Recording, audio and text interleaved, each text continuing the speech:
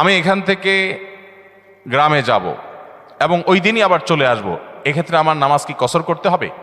দেখুন, গ্রামে আমরা প্রত্যেকে যার যার বাড়িতে যখন যাব, সেটা আমাদের মূল ঠিকানা, আসল ঠিকানা হলে সেখানে আমি 1 ঘন্টার জন্য যদি যাই, নামাজ আমাকে পুরো পড়তে হবে।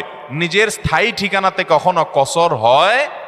পথে কসর হবে। বাড়িতে যখন চলে গেছেন, আপনার বাড়ি কুমিল্লাতে, আপনার বাড়ি চট্টগ্রামে, আপনার বাড়ি বগুড়াতে বা খুলনাতে বা সিলেটে, আপনার বাড়ি যেখানেই হোক না কেন, যখন সফরের দূরত্ব হবে, নিজের স্থায়ী ঠিকানায় 1 ঘন্টার জন্য যদি যান, সেখানে পুরো নামাজ পড়তে হবে, কসর চলবে। কিন্তু কিছু লোক আছে, গ্রামে বাড়ি আছে ঠিক আছে, কিন্তু তাদের গ্রামের বাড়ি এখন আর স্থায়ী ঠিকানা না। ধরুন আপনি ঢাকা শহরে বাড়ি কিনছেন বা ফ্ল্যাট কিনছেন, পাসপোর্টে, এনআইডিতে, সরকারি সব কাগজে পত্রে ঠিকানাতে আপনি স্থায়ী ঠিকানাও এটা, বর্তমান ঠিকানাও এটা। গ্রামের বাড়ি আছে কিন্তু ওটা আপনার স্থায়ীও না, বর্তমান ঠিকানাও না, জাস্ট বেড়াইতে যান, ভাই বেড়াদাররা আছে, অন্যরা আছে, তাহলে ওইটাতে আপনি গেস্ট, সেখানে আপনি কসর পড়বেন। এবং এটা আপনার স্থায়ী এবং বর্তমান ঠিকানা হলে, অনেকে আছে বাড়িতে জমি জমা আছে, শুধুমাত্র থাকার ঘর বাড়িও নাই এবং ভাগযোগ হয়ে গেছে, সে শুধু গেস্ট হিসেবে যায়, ভাইদের মেহমান হয়ে যায়, তাহলে সে কসর পড়বে। আর না হলে স্থায়ী ঠিকানায় গেলে 1 ঘন্টার জন্য সে কি করতে হবে?